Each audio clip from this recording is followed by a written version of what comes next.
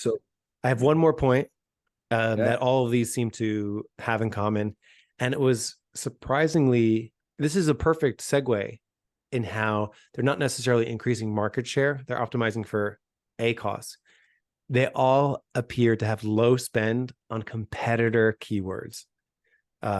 Low spend on competitor keywords. So they were not going out there targeting their competitors' keywords, which can be a very expensive pursuit.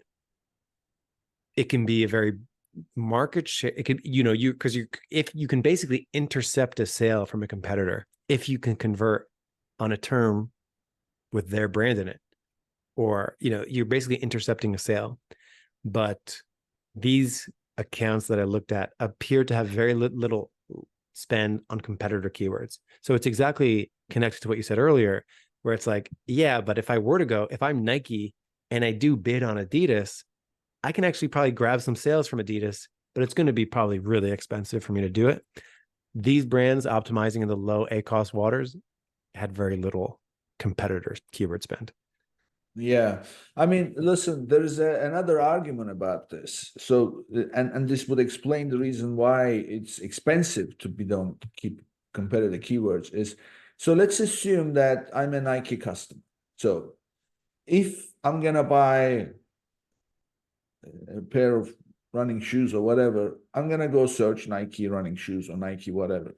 So let's assume that New Balance comes up right at the top. The chances are I'm not going to click on it because I'm not interested. However, if I happen to click on it, my intention is not really to buy, but to compare.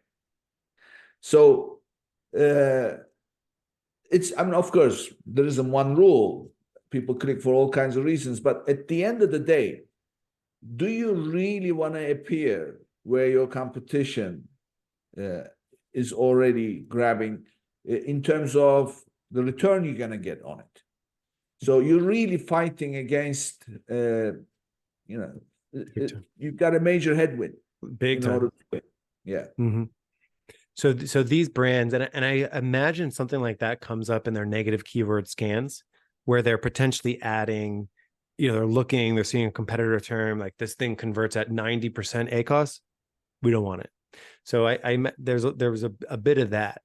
So yeah, I thought these characteristics were pretty interesting. So if someone's looking at their account and they're struggling with ACOS, and they're, if they're trying to optimize for ACOS, some of these characteristics would be things to look at and things to analyze to really zero in on your. I think ACOS power ratio is probably one of the most important things. Oh, yeah. And if there's nothing else, I hope people run and do that calculation. You can do it it's easiest if you don't have a tool to do this. So like go and download your sponsored product search term report. What is the overall ACOS there? And then what is the ACOS of just the search terms that convert? And then repeat that for sponsored brands and sponsored display. Get a good pulse on things. And if your ACOS power ratio is like 5, know that difference between, a 50% ACOS that for your entire account and the 10% of stuff and the 10% ACOS on things that do convert, you want to shrink that gap a little bit. That's what you want to focus on. And how do you shrink that gap? You shrink it through targeting. You shrink it through negative keywords. You can control it with looking at keywords and how many conversions each individual one. So like conversions per keyword. So those kinds of things can be really, really valuable.